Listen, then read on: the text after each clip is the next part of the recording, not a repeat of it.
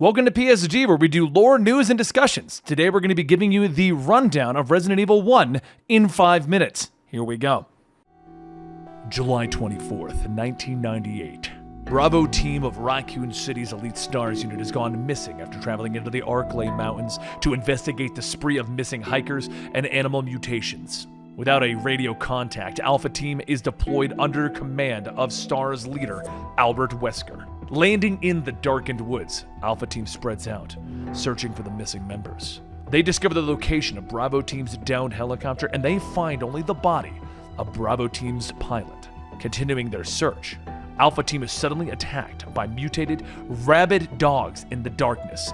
Joseph Frost is savagely killed, and the rest of Alpha Team is forced to fall back to the helicopter. Before they can extract, however, Brad Vickers becomes terrified, flying and leaving them all behind here in the mountains. The rest of Alpha Team is forced to fight their way through the woods, retreating into the mansion in the Lonely Mountains. And inside of that vast entrance hall, the team finds that they are missing Chris Redfield.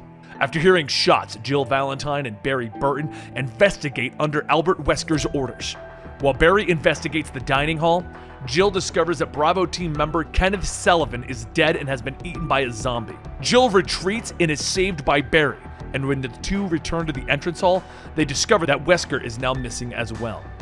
Barry and Jill make the horrible tactical decision to split up and investigate the mansion, and along the way, Jill must deal with the constant threat of zombies and the strange puzzles that litter the interior of the mansion. She learns that the mansion is owned by the Umbrella Pharmaceutical Company and is being used as a site for bioweapons research. Unfortunately, there was a leak of the virus which mutated the researchers and the staff, driving them insane and violent. She moves through the mansion, gathering evidence and weapons to help her fight off the zombie threat, and she discovers another Bravo team member, Richard Aiken, who is killed when he helps defend her from a giant poisonous snake. As they continue the investigation, Jill becomes suspicious of Barry, who begins to pop up in convenient places. She discovers more research, learning that Umbrella has been conducting illegal research for decades, and the Spencer estate was built by George Trevor for Dr. Oswald Spencer. Trevor was known for his gimmicked construction, which usually included building puzzles and traps within his buildings. And to complete the work on the strange mansion, Trevor arrived with his family. But George Trevor and his family were kidnapped by Spencer, and their bodies were used to conduct research on the progenitor virus.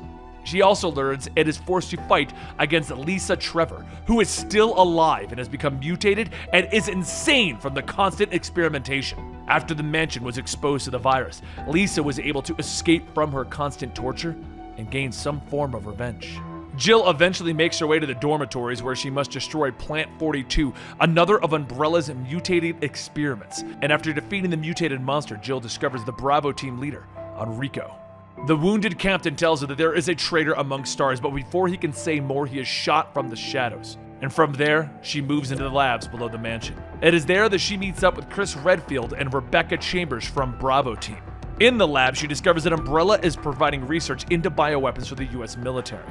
Wesker is found to be a traitor working for Umbrella who was sent in to destroy all evidence of Umbrella's work, while also providing combat data of the bioweapons when the STARS unit faced them. Before he destroyed the labs, Wesker is supposed to acquire the DNA samples of the successful bioweapons for Umbrella's continued research. When he is caught, Wesker reveals that Barry was also working with him, but only under the threat of his family's murder. Before Wesker can set the labs to explode, he tells Jill that he plans on betraying Umbrella and selling that research to a rival company. Wesker then awakens the T-002 Tyrant and orders the monster to kill the remaining STARS members. But the Tyrant betrays Wesker, stabbing him through his heart with its massive claws.